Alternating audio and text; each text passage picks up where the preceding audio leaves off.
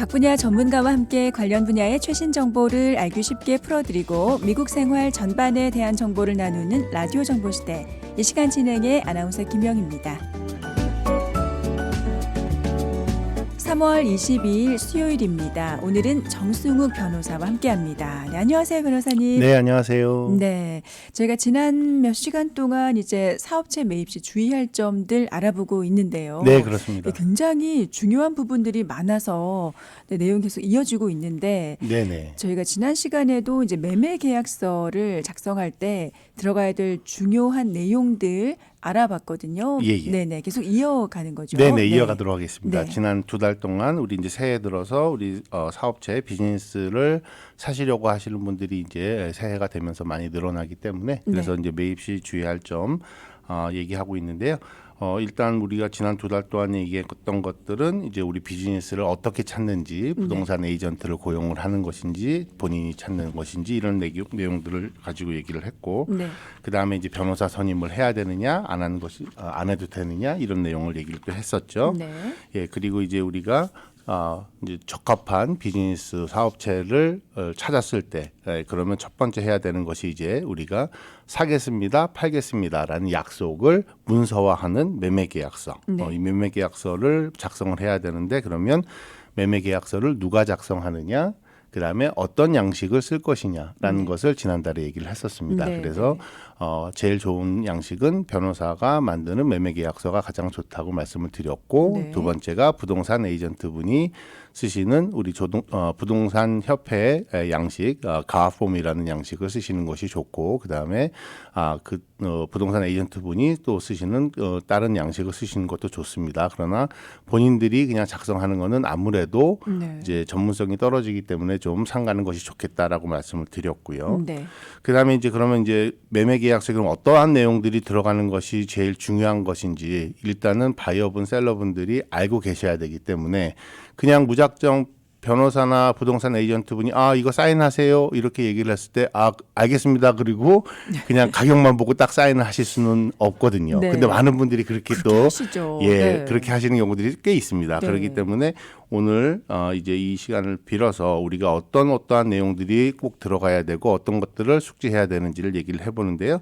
지난번에 이제 매매 대금 당연히 이제 매매 계약서에 들어가야 되는 가장 중요한 이거는 보통 이제 100%다 본인들이 다 아시죠. 일단 금액 들어가는 거는 그렇죠. 아시고. 얼마에 사겠다 팔겠다 가장 중요한 거니까. 네. 예, 그다음에 이제 그러면 계약금을 얼마를 걸 것이냐 그거 이제 지난번에 얘기를 했었습니다. 네. 계약금은 적당선이 있습니다. 너무 작아도 이 구속력 입장에서 구속력이 너무 없다라고 볼 수 있거든요. 그래서 네. 지난번에 얘기했던 것처럼 너무 계약금을 작게 걸면 우리 가게를 파시는 셀러 입장에서도 다른 바이어가 나타나서 더 좋은 가격을 제시를 했을 때 그러면 지금 이 바이어분이랑 사인한 계약서를 파기해 버리지 뭐. 그리고 네. 위약금 뭐 얼마 안 되니까 계약금에 계약금 액수만큼을 돌려줘야 된다는 게 보통의 계약서에 들어가 있기 때문에 네. 그냥 위약금 물고 다시 더 큰 액수로 가격을 팔지 이렇게 생각할 수가 있고 네. 바이어분 입장에서도 또 다른 비즈니스를 또 찾게 되는 경우 이제 지금 사인을 해놓고 긴가민가 그러면서 또 다른 가게를 찾아서 이 다른 가게가 더 마음에 드는 경우에 네. 그냥 이 계약은 그냥 얼마 안 걸었으니까 파기해 버리지 뭐 이렇게 생각할 수도 있기 때문에 네. 서로가 서로에게 정말 당신에게 가게를 팔겠다, 당신한테서 가게를 사겠다, 이 가게가 정말 마음에 든다라는 것을 하기 위해서는 계약금의 액수가 중요하다라는 말씀을 드렸습니다. 네. 예, 오늘은 이제 그 다음에 중요한 거, 지금 얘기했던 매매대금과 계약금 다음으로 가장 중요한 내용이 되겠습니다. 그게 네. 바로 사업체 조사기간에 대한 내용입니다. 아. 우리가 영어로 얘기하면 due diligence period라고 얘기를 하거든요. 네. 그게 무슨 이렇게 어려운 말을 쓰지 하는데 네. due diligence라는 건 열심히 노력을 한다는 얘기고 due 네. diligence는 내가 해야 될 일을 해야 한다는 얘기입니다. 그게 네. 무슨 말이냐면 쉽게 얘기하면 인스펙션 기간을 얘기하는 거예요. 내가 바이어 입장에서 셀러 말만 듣지 않고 부동산 에이전트나 셀러가 광고한 내용만 믿지 않고 그 광고 내용대로 정말 비즈니스가 그대로인지 내가 예상했던 내가 생각했던 기대한 만큼의 매출과 그 이상의 조건인지 아닌지 이런 것들을 바이어분이 확인을 하는 그런 기간을 말씀을 드리는 거예요. 네. 네. 그러니까 이 내용이 계약서에 들어가 있어야 된다는 거죠. 반드시 들어가야 네, 되죠. 네. 네네네.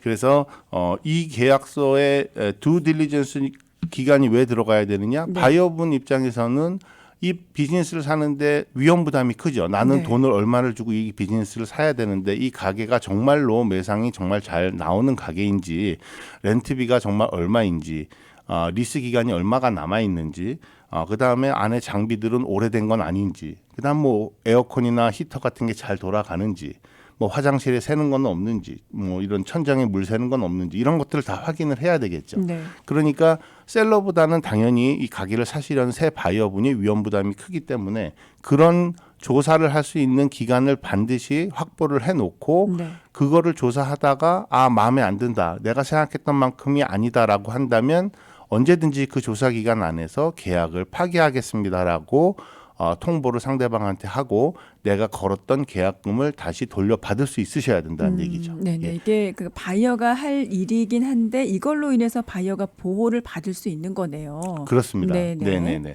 그래서 그 사업체 조사 기간에 이제 해야 되는 것 중에 가장 중요한 것 중에 하나가 이제 이거는 이제 변호사를 꼭 써야 되는 이유 중에 하나라고 제가 설명을 드릴 수 있는 게 이 네. 기간에 중에 가게만 확인하는 게 아니에요.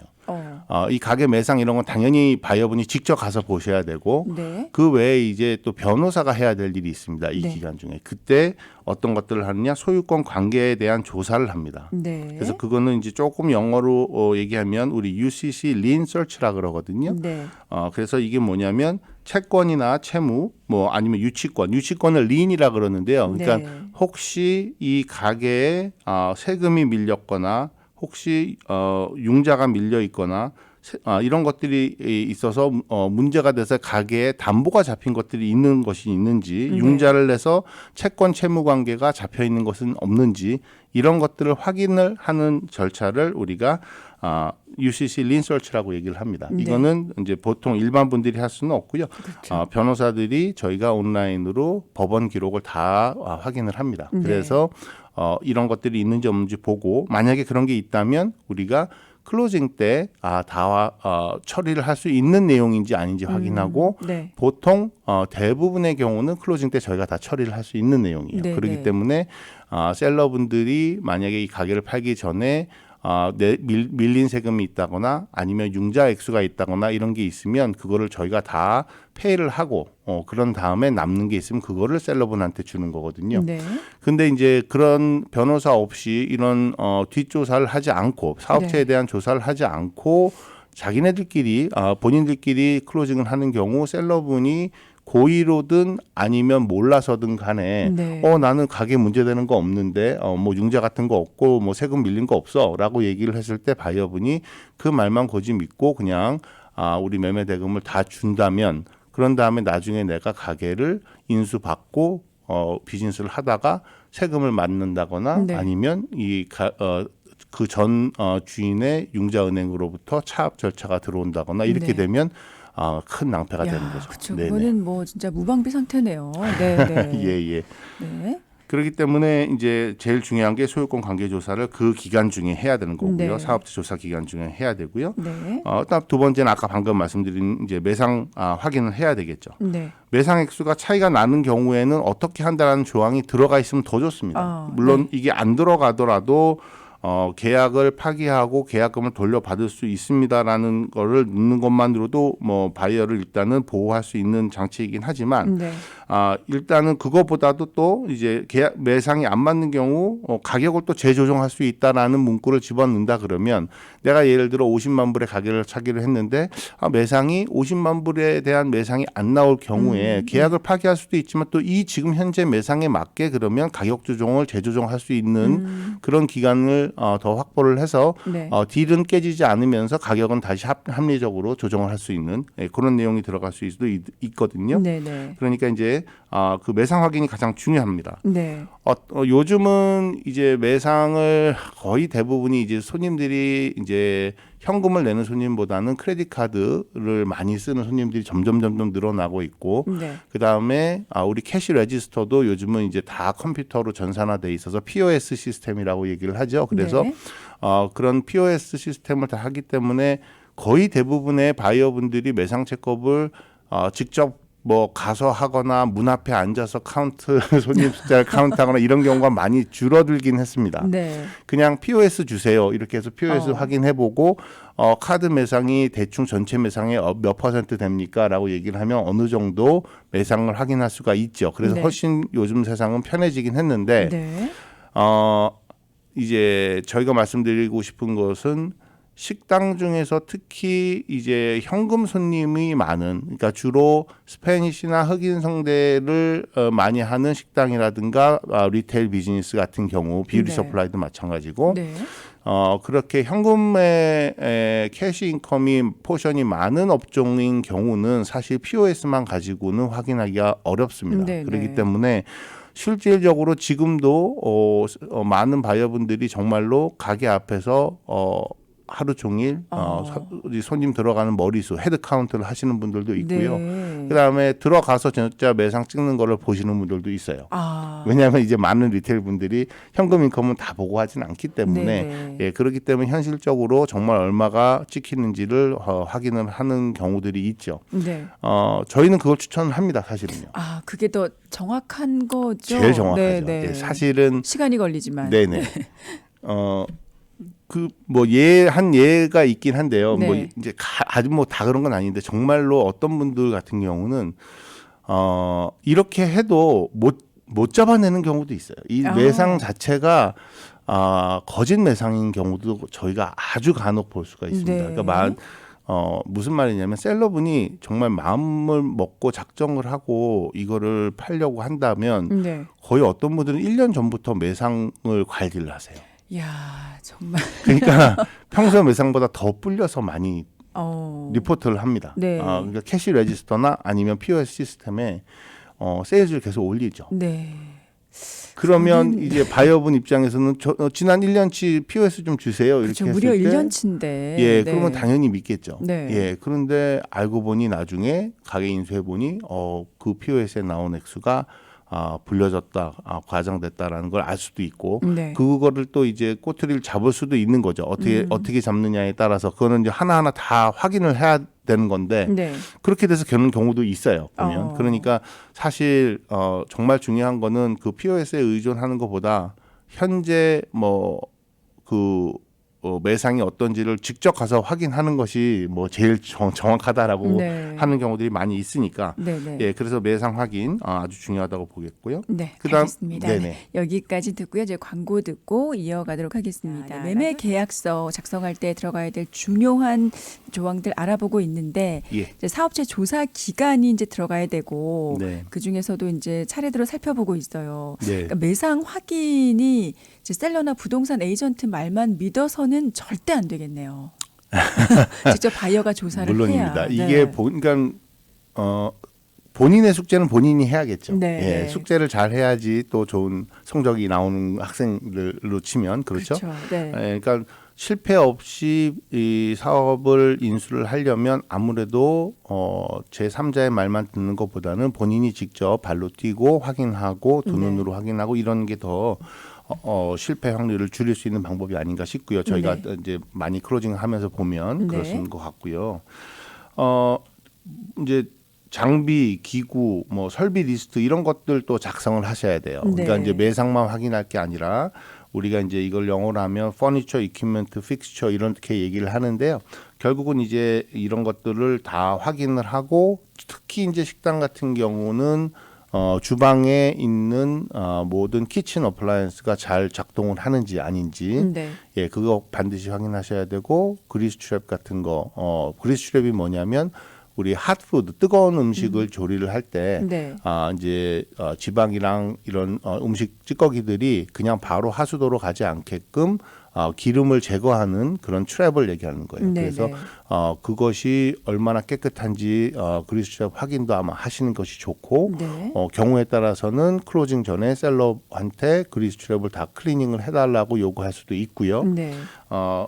그다음에 이제 클로징 날짜 이전에 문제가 있는 경우 반드시 다 굿 워킹 컨디션, 반드시 제대로 작동을 할 수 있는 그 그런 컨디션으로 만들어 놓아야 된다라는 것을 계약서의 조건에 넣는 것이 바이어를 위해서 좋습니다. 네. 물론 모든 계약서 꼭 이래야 되는 건 아니고요. 네. 이제 경우에 따라서 셀러분이 금매로 내놓는 경우, 그러니까 실제 액수보다 더 싸게 내놓거나 아니면 매상이 너무 안 좋아서 손해를 보고 금매를 내는 경우, 이런 경우들은 대부분의 경우가 as is, where is라고 영어를 표현을 하는데요. 네. 있는 그대로라는 네, 뜻입니다. 네, 그러니까 네. 있는 그대로 팝니다. 그러니까 뭐 이거저거 고쳐주세요, 뭐 이런 거 없이 있는 그대로 작동이 안 되면 안 되는 대로 네. 있는 그대로 팝니다라는 조항으로 대치하는 경우들도 상황에 따라 있습니다. 그러니까 네. 어떤 종류의 비즈니스 매매냐에 따라서 그럴 수도 있지만 일반적인 경우는 이제 우리가 굿 워킹 컨디션이 기본 전제 조건이다라는 거를 알고 계시는 게 제일 좋고요. 네. 예. 그다음에 이제 각종 라이센스 같은 것들도 확인을 해야 됩니다. 그게 무슨 말이냐면 이제 식당 같은 경우는 헬스 인스펙션이 제일 중요해요. 이제 네. 위생 검사, 보건 검사 같은 그렇죠. 거 해야 네. 되거든요. 그다음에 식당은 그렇고 환경 검사, 이건 세탁소나 주유소 같은 경우 네. 환경에 문제가 되는지 안 되는지 environmental test라 그러거든요. 그래서 환경 문제가 있는지 없는지 확인을 한번 하셔야 되고, 네. 그다음에 이제 주류 판매, 알코올 라이센스 이런 것들은 이제 우리 리커 스토어나 아니면 하드 리커를 파는 식당 이런 경우에 알코올 라이센스나 이런 것들이 다 제대로 있는지 이런 네. 거 확인을 또 해야 됩니다. 대부분의 경우 주류 라이센스 같은 경우는 트랜스퍼가 그러니까 이전이 안 돼요. 그렇기 네. 때문에 나중에 바이어분이 사시면 나중에 또 설명드리겠지만 이거에 대해서 바이어분이 또 새 자기 이름으로 자기 비즈니스 이름으로 리커 라이센스, 알코올 라이센스를 또 신청을 따로 하셔야 됩니다. 네. 요즘은 이제 많은 리테일 비즈니스에서 코암이라는 얘기를 들어보셨는지 모르겠는데, 좀 생소한데요. 예, COAM 코암이라 그래가지고 약자입니다. Coin Operated Amusing Machine 이렇게 네. 얘기를 하는데요. 네. 이게 무슨 말이냐면 우리가 쉽게 얘기해서 동전 넣고 하는 동전 집어넣고 하는 오락 게임을 얘기하는 거죠. 예. 네. 근데 이제 아이들이 하는 오락 게임은 그냥 우리가 흔히 생각하는 그냥 일반 오락 게임이고 어른들을 위한 어른들을 위한 게임은 우리가 속칭 뭐 빠칭코 머신이라고 얘기하죠. 예, 네. 그래서 그 기계를 많이 갖다 놓은 식당 또는 뭐 리테일, 뭐 그로서리 스토어, 세탁소 여러 요즘은 뭐 업종을 가리지 않습니다. 네. 예, 그래서 그런 이 어른들을 위한 그 기계 게임 머신을 많이들 갖다 놨는데요. 그거 역시 라이센스가 있어야 돼. 그것도 합법입니다. 이거는 네. 지금 이제 양성화를 시켰기 때문에 조지아 라러리, 우리 조지아의 로터리국에서 관리를 합니다. 그래서 이것도 역시 라이센스 체인지가 되는데 한 2달 정도 걸립니다. 그렇기 때문에 네. 로또 라이센스랑 거의 비슷하다고 보시면 돼요. 우리 네. 그로서리 하시는 분들은 이제 푸드 스탬프, 로터리 이런 거 다 파시기 때문에 게스테이션 같은 경우에 그래서 우리가 로터리 팔 때 복권이죠. 그러니까 복권 팔 때 복권국에서 다 관리하는 것처럼 네. 라이센스 또 트랜스퍼를 해야 되기 때문에 그런데 밀려 있는 게 있는지 없는지 이런 것들도 다 확인을 아마 하셔야 될 거고요. 네. 그다음에 이제 주류 판매나 이런 경우에 아까 말씀드린 대로 원래는 바이어분이 클로징을 하고 난 다음에 알코올 라이센스 신청을 해야 되는데 이게 네. 현실적으로 한 2달에서 3달 걸려요. 클로징 한 다음에 예, 그럼 그 사이에 법적으로 치면 우리 새 바이어분이 계속 하던 식당인데 셀러분이 갔던 식당인데 술을 못 파는 거죠. 네. 내 이름으로 라이센스가 안 나왔기 네, 때문에. 네.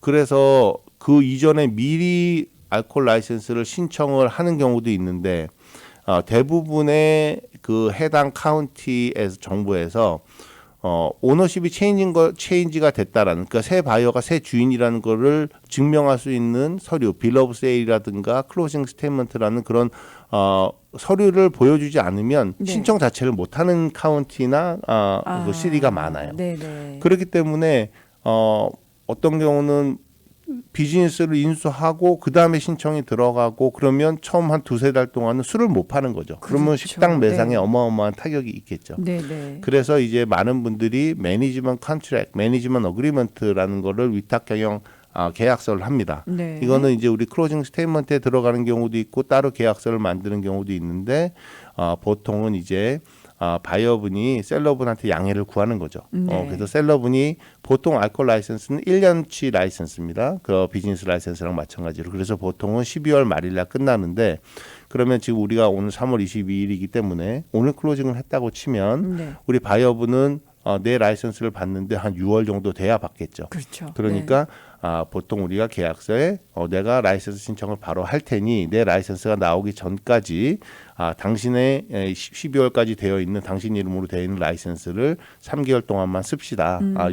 그렇게 얘기를 하는 거죠. 네. 대신 거기에 대한 책임은 내가 지겠습니다. 문제가 되지 않게끔 하겠습니다라는 일종의 경영 위탁, 네. 라이선스를 빌려주는 그런 매니지먼트 컨트랙을 하는 경우들이 많습니다. 네, 네. 그래서 그런 것들이 이제 사전에 합의가 돼야 되기 때문에 그렇죠. 매매계약서에 이거를 허용을 해준다, 안 해준다라고 얘기를 하시는데 셀러분들 경우에 어떤 경우는 또 원하지 않는 분들도 있으세요. 그러세요. 네. 자기한테 피해가 갈까봐. 네, 그러니까 뭐 예를 들면 뭐 이게 알코올 라이선스가 워낙 여러 가지 종류가 있기 때문에 뭐 예를 들어 주유소 그로서리 이제 라이선스 같은 경우 요즘은 경찰들이 잠복으로 근무를 하다가 미성년자를 한 명 이렇게 미리 들여보냅니다. 네. 그래서 술을 사게끔 하죠. 경찰이 그렇게 상황을 미리 만드는 거예요? 상황을 만들게 네. 경찰이 들어가서 술을 사는 게 아니고 네네. 경찰이 이제 한 명을 미성년자를 데리고 그 사람을 들여보내는 거예요. 그리고 밖에서 기다리고 있죠. 네네. 그리고 이 아이가 미성년자, 그러니까 21세 미만이죠. 21세 네. 미만인 사람이 뭐 맥주 하나를 들고 카운터로 갔을 때 그 캐셔에 있는 이 직원이 아이디 보여주세요라고 하지 않고 그냥 돈을 받았다. 그냥 겉모습만 보고 받았다든지 아니면 아예 확인 자체를 안 했다든지 이러면 이제 그 순간 그 돈을 받고 들어가는 순간 경찰이 바로 들어가죠. 그러면 그냥 현행으로 잡히는 겁니다. 그러네요. 네. 그렇기 때문에 그런 이제 함정 수사 같은 것들이 워낙 많고 하다 보니까 셀러 입장에서는 불안한 거죠. 괜히 바이어분이 잘못해서 미성년자한테 술을 팔게 돼서 내 이름으로 되어 있는 라이선스인데, 근데 뭐 사실 초범 한 번 정도는 이거는 그냥 시리 바이올레이션, 오디넌스 바이올레이션이기 때문에 그냥 물론 귀찮은 일이긴 합니다만 이제 시나 카운티 법원에 가서 가야 되죠. 그러니까 지금 주인이 가는 게 아니라 라이선스를 갖고 있는 옛날 주인이 가야 되는 거죠. 그러니까 그래서 셀러분이 싫어하죠. 그러니까 그분이 이제 가서 미안합니다. 직원 교육이 잘못돼서 그 확인을 안 됐습니다. 그리고 벌금 내고 오셔야죠. 물론 그 벌금 이런 거는 이제 바이어분이 내시겠지만 어쨌든 간에 셀러 입장에서는 되게 귀찮죠. 힘들죠. 그 또 시간 내서 법원 가야 되고 뭐 판사 앞에서 미안하다고 얘기해야 되고. 그러니까 그 말씀 들어보니까 셀러분이 충분히 고민하실 만하네요. 좀 쉽지 않겠어요. 맞습니다. 그런 경우도 있습니다. 그러기 때문에 이제 이런 문제가 있어서 싫어하는 경우도 있지만 대부분 또 이제 가게를 파시려다 보면 본인들도 또 알고 있거든요. 이게 닭이 먼저냐 달걀이 먼저냐의 지금 상황이에요. 그러니까 알코올 라이선스를 주는 조지아 주 정부에서는 주인 바뀐 거 가지고 와봐 그렇게 얘기를 하고 뭐 융자를 만약에 받는 경우는 융자은행은 또 알코올 라이선스를 받아와 그러면 우리가 융자 대금을 해주고 클로징을 해줄게. 그럼 클로징을 못 하는 거죠. 그러니까요. 왜냐면 내가 전액을 다 캐시를 주고 사는 게 아니고 융자를 해야 되면 은행 입장에서 알코올 라이선스를 주셔야 되는데요. 그럼 도대체 누가 먼저 해야 되느냐. 그러니까요. 그러니까 이제 거기에 딜레마 옵니다. 조지아가 그게 좀 문제인데요. 어쨌든 그 이제 한 가지 일례를 말씀을 드리자 보면 그렇게 되는 거고 어쨌든 두딜리전스 기간에 그래서 전제 조건에 이제 또 알코올 라이선스를 받아야 합니다라는 전제 조건을 또 달거나 아니면 위탁 경영을 해야 됩니다라는 전제 조건을 다는 경우들이 있습니다. 그러니까 그건 나중에 또 설명드리겠지만 그래서 주류 판매 허가에 관련된 그런 경우들을 다 확인해야 되고 세금 보고 확인하셔야 됩니다. 그래서 인컴 텍스, 세일스 텍스, 뭐 인플로이 텍스 941 텍스라 그러죠. 예, 그래서 그런 것들 다 셀러분들이 주시는 거 확인하셔야 되고 당연히 융자가 들어가면 이건 뭐 기본입니다. 은행에서 네. 다 리뷰를 합니다. 네. 그렇기 때문에 근데 뭐 융자를 안 받더라도 바이어 입장에서는 어느 정도 세금 보고도 확인해 보시는 게 좋고요. 네. 그다음에 아까 말씀드린 대로 식당의 경우 이제 그리스 트랩이 아주 중요합니다. 네. 그리스 트랩이 이게 몇 갤런짜리인지 확인을 해야 되고 또 이제 이게 또 뭐가 문제냐면 주인이 바뀌기 전과 주인이 바뀐 후에 요구 시리나 카운티에서 요구하는 게 다른 경우들도 있어요. 그래요? 네. 어떤 경우냐면 옛날 법에서는 환경 문제가 그렇게 문제가 안 됐기 때문에 네. 그리스 트랩을 요구하지 않았거나 아니면 그리스 트랩의 사이즈를 뭐 500갤런, 1000갤런짜리 이런 걸 요구했던 시절이 있습니다. 네. 그래서 지금 식당 하시는 분이 예를 들어 한 20년 동안은 식당을 그 자리에서 계속 하셨다면 아마 그리스 트랩이 되게 작은 사이즈일 거예요. 그대로 유지가 되고 있는 거군요. 네. 그런데 이제 주인이 밖에서 새로 헬스 인스펙션을 받거나 이런 경우에 어떤 카운티 같은 경우는 그리스 트랩 새로 묻어 이거 너무 작아. 이제 니네가 새로 주인이 바뀌고 했으니 새 법에 따라야 돼라고 하는 경우들이 있습니다. 네. 물론 운이 좋게 기득권을 인정해주는 영어로 grandfather clause라 그래가지고 그냥 계속해서 그 자리는 식당으로 해왔기 때문에 주인이 바뀌어도 계속 그걸로 해주겠다라고 해주면 상관이 없지만 네. 그러지 않고 무조건 새로 주인이 바뀌어서 새로 라이센스를 신청을 하는 경우에는 새 법에 따라야 된다라고 하는 경우에는 네. 그리스 트랩을 큰 걸 묻어야 돼요. 뭐 1,500갤런이나 3,000갤런짜리 네. 묻으라 그러죠. 그러면 그 또 비용이 많이 들어갑니다. 그렇죠. 예, 네. 그러니까 그러면 만약에 그렇게 될 경우 누가 부담할 것이냐 이거를 처음부터 얘기를 하시는 게 좋습니다. 네. 그거를 바이어 셀러분이 반반 부담할 것이냐, 셀러가 다 부담할 것이냐, 바이어가 다 부담하실 것이냐. 셀러가 다 부담하는 경우도 있나요? 뭐 팔기 위해서는 그렇게 하는 경우도 있지만 네. 예, 입장에 대부분 따라, 네. 예, 저희가 보면 이제 반반 부담을 하는 경우들도 있고 네. 또 이제 이제 이거랑 조금 다른 문제인데 이 가게를 사고 팔고가 아니고 비어 있는 자리예요. 네. 이건 이제 건물주의 문제입니다. 건물주가 이 렌트를 계속 줬어요. 이 자리를 식당 렌트를 줬는데 식당이 망하고 나갔습니다. 네. 예, 테넌트가 나가고 비어 있는 지가 꽤 네. 오래됐어요. 네. 근데 이 식당이 오래된 식당이거든요. 그래서 옛날에는 그리스 트랩이 조금 해도 됐었죠. 예, 그런데 이제 새 테넌트가 나 여기 자리에 식당 하고 싶어요라고 네. 얘기를 했을 때 건물주가 그래 식당 해 여기 원래 식당 자리니까 하면서 리스를 줬는데 테넌트가 이제 식당을 인스펙션을 받다 보니까 그리스 트랩이 너무 옛날 거다 새 걸로 큰 걸로 바꿔라 이렇게 된 거죠. 네.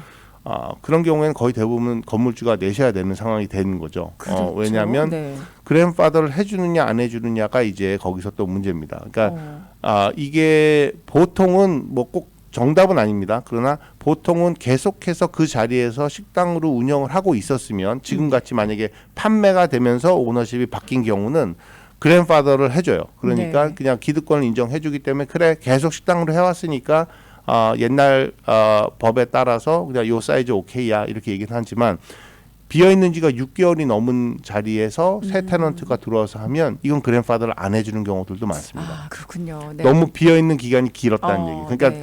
컨티뉴에이션 계속으로 보지 않고 이미 너무 시간이 지났기 때문에 당신네들은 새 거를 새 법에 따라 하세요라고 하는 경우들이 있습니다. 네. 그런 경우는 이제 테넌트나 건물주가 새 그리스 트랩 사이즈를 묻어야 되는 거죠. 네. 예, 그러니까 그런 상황들이 있기 때문에 그것도 주의하셔야 된다는 거. 네. 알겠습니다. 네, 계약서에 들어가야 될 중요한 이제 조항들 가운데 이제 사업체 조사 기간 알아봤는데 이게 이 기간을요 얼마를 잡아야 네. 되는지. 네, 이제 그게 이제 많은 분들이 궁금해하시고 네. 고민이실 텐데요. 우리가 이제 사업체만 사느냐 건물까지 다 포함해서 사느냐에 따라서 당연히 두 딜리전스 기간은 달라질 수 있습니다. 네. 건물을 사는데 그것도 건물도 단독 건물이냐 큰 쇼핑몰을 사느냐 호텔을 사느냐에 따라서 또 달라지겠죠. 네. 그러니까 보통 저희가 커머셜 빌딩, 커머셜 쇼핑 플라자 같은 걸 할 때는 기본적으로 아무리 짧아도 45일에서 90일 사이 정도로 두 딜리전스 기간을 넣고요. 네. 이렇게 이제 사업체만 사고 파는 경우는 건물이나 땅에 대해서는 확인할 필요가 거의 대부분이 이제 크게 없기 때문에 물론 환경 오염 테스트를 해야 되는 경우들도 있긴 합니다. 네. 근데 그런 경우만 제외하고는 보통 이제 매상 주로 확인하고 그다음에 그 나머지도 확인하는 데 있어서 통상적으로는 2주를 제일 많이 하는데 2주에서 3주 사이를 네. 보통 두딜리전스 기간으로 제일 많이들 하시는 것 같고요. 네. 물론 그거에 대한 법은 따로 없습니다. 뭐 며칠을 해야 된다, 미니멈 최소 며칠을 해야 되거나 최장 며칠 안에 해야 된다 이런 법은 전혀 없습니다. 네. 그러니까 우리 바이어분과 셀러분이 합의하기 나름입니다. 네. 그러나 만에 하나 바이어분이 처음 하시는 분이거나 그래서 이 비즈니스에 대해 잘 모른다거나 하는 경우는 아무래도 두딜리전스 기간을 조금 더 길게 잡는 것이 네. 확인을 빨리빨리 못하니까 그쵸. 전문가가 아니다 보니까 그래서 조금 더 길면 더 도움이 되지 않을까 싶고요. 네. 예, 이제 많이들 사고 팔고 했던 바이어시면 뭐 척하면 척 이렇게 될 정도면 어떤 경우는 뭐 7일이면 됩니다. 뭐 야, 이렇게 일주일이면 일주일 됩니다. 만에. 이렇게 네. 하시는 분들도 있고 네.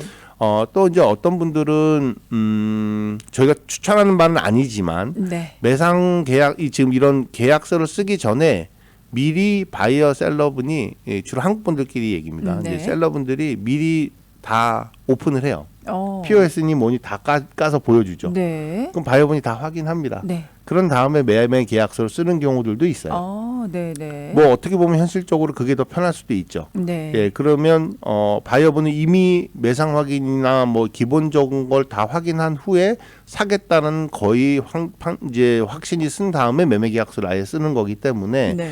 그런 경우에 있어서는 바이어를 위해서는 더 좋죠. 문제는 셀러분이 그걸 오픈을 할 것이냐 안 할 것이냐가 문제인데 거의 미국 분들은 절대 그렇지 않습니다. 그래요. 네. 예, 아니 계약금도 안 걸고 계약서 사인도 안 했는데 내가 내 비즈니스에 대한 파이낸셜 데이터를 제3자에게 주고 싶지 않겠다라는 것이 대부분의 그거는 미국 사람들 마인드입니다. 있을 수 없는 일이라고 있을 수 없는 생각할 얘기죠. 것 내 같아요. 네. 세금 보고 내 세일즈 내 뭐 무슨 파이낸셜 데이터 이거를 다 그냥 아무 계약서 없이 줘? 네. 이거는 뭐 미국 분들이 그렇죠. 이해가 안 되는 거기 때문에 네.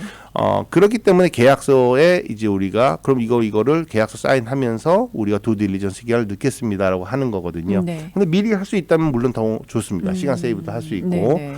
그렇기 때문에 그렇게 하는 것도 뭐 나쁘진 않고 네. 어쨌든 뭐 셀러 입장에서는 빨리빨리 좀 끝냈으면 좋겠고. 맞습니다. 그러니까 이제 네. 항상 저희가 이제 딜레마인 것이 네. 저희가 이제 지난 시간에도 얘기했지만 저희가 에스크로 에이전트 중립적인 입장에서 클로징을 하는 에스크로 에이전트를 클로징을 하는 경우는 사실은 이해 상반이 조금 되는 경우를 목격하는 경우들이 있죠. 바이어분과 셀러분의 이해가 서로 이제 상반되는 경우가 있습니다. 네. 바이어분은 좀 더 확인을 더 오래 하고 싶고 네. 셀러분은 빨리빨리 팔고 싶고 예, 그런 거기 때문에 거기서 절충안을 만들어내야 된다라는 것 때문에 우리 부동산 에이전트나 우리 에스크로 에이전트 클로징 변호사들이 중간에서 이제 그 조율을 잘 해주셔야 네. 스무스하게 클로징이 되는 거고요. 네. 한 가지 더 말씀드리면 우리가 그 소유권 관계조사 UCC 설치 처음에 아까 얘기를 했잖아요. 네. 요즘은 이제 코로나 시대 코비드 19 때 아마 많은 분들이 우리 자영업 하시는 분들이 그 디제스터 론이라고 EIDL 론이라고 2020년도에 많이들 받으셨어요. 네. 물론 PPP라는 것도 기억나시겠지만 네. PPP는 융자가 아닙니다. 그랜트이기 때문에 정부에서 일단 그때 우리 기억나시겠지만 너무나 갑자기 경제가 확 나빠졌죠. 그렇죠. 이 코로나 때문에 사태 네. 때문에 모든 게 다 셧다운되고 그러기 때문에 장사 안 되고 캐시플로우가 안 되고 그러니까 직원들 월급 못 주고 하다 보니까 정부에서 빨리 직원들 월급부터 주고 하라고 해서 PPP라는 걸 줬는데 네. 그러면서도 그거 갖고는 안 되니까 결국은 융자 형식의 이제 디제스터 론 EIDL이라는 디제스터 론을 SBA 론을 거의 검사도 없이 그러니까 네. 비즈니스의 매상이 얼마가 되는지 뭐 이런 일반적인 SBA 론이 아닌데 SBA 론이지만 그런 복잡한 절차 없이 그냥 신청자 자영업자 오너십의 신청자의 크레딧 점수만 보고 그냥 다 줬죠. 네. 이거는 론입니다. 근데 네. 문제는요. 갚아야 물론 되는 거죠. 갚아야 되는 네. 거죠. 리페이, 그러니까 페이를 다시 해야 돼요. 그렇기 네. 때문에 이 비즈니스를 내가 이제 팔게 됐을 때는 이 융자를 갚으셔야만 됩니다. 네.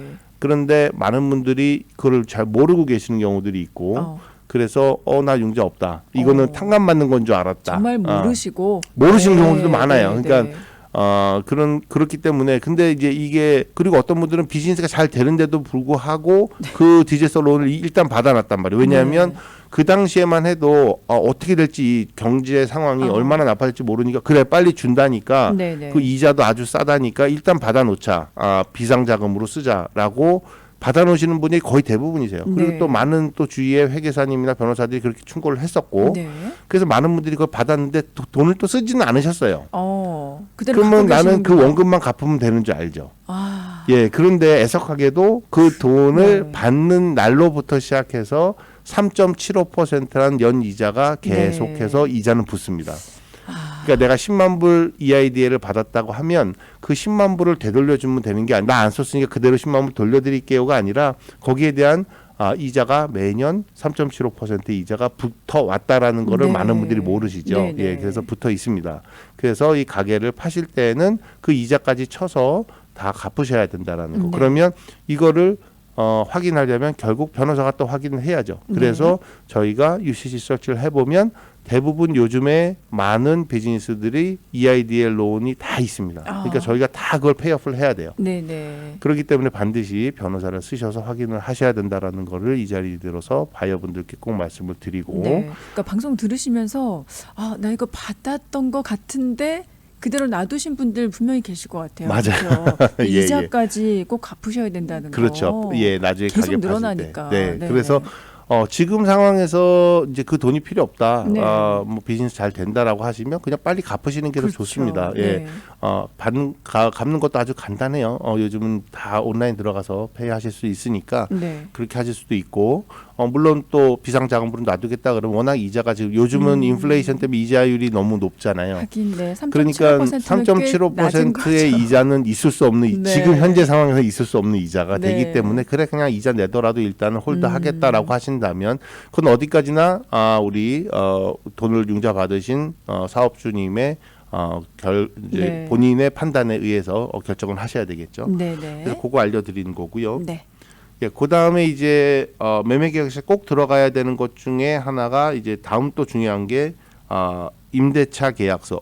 네. 리스라 그러죠 영어로. 네. 예, 리스라 요즘은 이제 한국말보다 영어를 더 쉽게 알아듣시는 분들이 많아서 임대차 계약서는 무슨 말인지 그렇죠. 모르시지만 이게 좀 더 어려운 것 더 같아요. 어렵죠. 네, 한국말이 더 어려운 경우도 네. 있습니다. 예, 리스 계약서. 네. 예, 리스 계약서를 받아야만 클로징을 할 수 있습니다라는 전제 조건이 반드시 들어가야 됩니다. 네. 이 내용이 없으면 또 마찬가지 우리 바이어분이 보호받을 수가 없는 경우들이 생겨요. 그러니까 예를 들어 내가 30만 불의 이 비즈니스를 사겠습니다 했는데 리스를 양도를 못 했는데도 불구하고 나 리스를 못 받으면 당연히 계약은 파기가 돼야 되는데 네. 예, 이걸 전제 조건을 넣지 않는 경우에는 셀러 입장에서는 반드시 사라 라고 얘기를 또 계속 주장을 할 수도 있기 때문에요. 네. 당연히 바이어분을 보호하기 위해서는 리스 양도 조건을 받아야 되는데 네.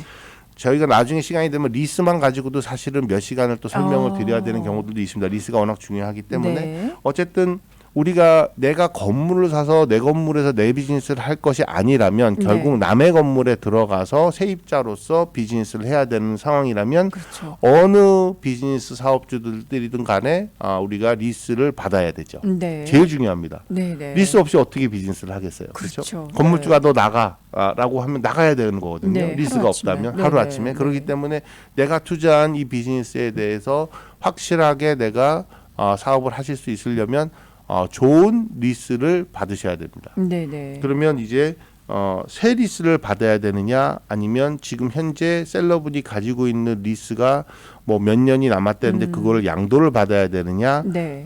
이제 서브 리스라는 걸 받아야 되느냐 한 세 가지 종류의 방법이 있습니다. 네네. 알겠습니다. 네, 그 예. 관련 내용은 매매 계약서에 들어가야 되는 중요한 내용들 이게 가장 중요하다라고 강조해 주셨어요. 네, 임대차 네. 계약서, 리스, 양도 조건. 네.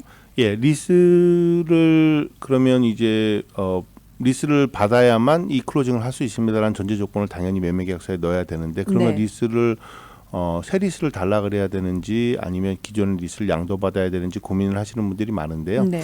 일단 시간이 얼마 없으니까 간단하게 설명드리면 대부분의 건물주는 현재 리스가 많이 남아 있다면 그냥 있는 리스를 양도를 해주기를 원합니다. 네. 그 이유는 현재 리스에 사인을 했던 현재 테넌트, 그러니까 셀러분이 되겠죠. 네. 그분을 계속 붙잡고 가고 싶은 거죠. 그 말은 지금 현재 네가 이거를 나랑 10년 예를 들면 10년 계약을 했는데 4년 쓰고 6년이 남았는데 네. 나는 당신을 보고 10년 리스를 준 거니까 이 가게를 팔더라도 남아 있는 6년에 대해서 연대 책임을 지십시오라고 건물주는 보통 요구를 합니다. 연대 책임. 네, 연대 책임. 그러니까 아주 보증이죠. 네. 개런티를 항상 요구를 합니다. 네. 그렇기 때문에 건물주나 건물주의 변호사의 입장에서는 당연히 어사인먼트, 리스 양도를 해주면서 새 테넌트, 새로 들어오는 바이어분한테도 이제 개런티를 하라고 얘기를 하고 당연히 그건 해야 되겠죠. 네. 내가 지금 들어오니까 책임지겠습니다. 렌트비에 대해서. 그러면서 셀러분도 계속해서 잡아놓을 수 있는 거죠. 그러니까 두 명의 사람을 우리가 이 리스에 대한 개런티로 잡을 수 있기 때문에 네. 어사인먼트를 주로 하려고 하고 있고요. 네. 근데 이제 테넌트 입장이나 셀러 입장에서는 당연히 뉴 리스가 더 좋죠. 그렇죠. 왜냐하면 특히나 셀러 입장에서는 내가 계속 연대 책임을 지고 싶지 않으니까 네. 그냥 바이어랑 건물주가 새로 그냥 리스하고 나는 빼주세요라고 요구를 할 것이고 네. 뭐 건물주가 오케이 해주면 그거는 가장 셀러 입장에서는 좋은 시나리오가 되겠고요. 네. 그다음에 바이어 입장에서도 이제 경우에서 좀 다릅니다. 네. 바이어 입장에서는 새 리스가 나으냐 양도가 좋으냐 이거는 리스 내용을 보셔야 돼요. 이 리스를 언제 만들었고 만든 시점 그다음에 렌트비 현재 상황에 현재 내가 만약에 새로 리스를 한다면 렌트비를 예를 들어 스퀘어풋당 얼마를 내야 되는지 지금 이 지역에서 네. 그거보다 지금 현재의 리스가 만약에 코비드 때 리스를 했다거나 2008년 9년도인 불경기에 리스를 만약에 그 전 주인이 했다면 그 전 가게 주인이 건물주와 좋은 테넌트한테 아주 유리하게 네. 싼 리스 계약을 했다면 당연히 양도가 더 좋죠. 그렇죠. 예. 네. 네. 예, 그렇기 때문에 양도를 받는 게 좋고 만에 하나 정말 경기가 너무 좋을 때 렌트비가 너무 비쌀 때 리스를 받았다면 새 리스를 하면서 딜을 하는 게 더 좋을 수도 있죠. 물론 네. 건물주가 오케이를 한다는 가정 하에 말입니다. 네. 그렇기 때문에 그거는 케이스 바이 케이스이기 때문에 저희가 항상 보면 리스 확인하고 그 다음에 어떻게 진행할 건지를 확인을 하시는 게 좋습니다. 네. 이제 남아있는 내용들이 더 많거든요. 네, 네네. 계속해서 이어서 다음 시간에 말씀 나눠보도록 하겠습니다. 네, 라디오 정보시대 지금까지 정승욱 변호사와 함께했습니다. 네, 오늘 말씀 감사합니다. 네, 감사합니다.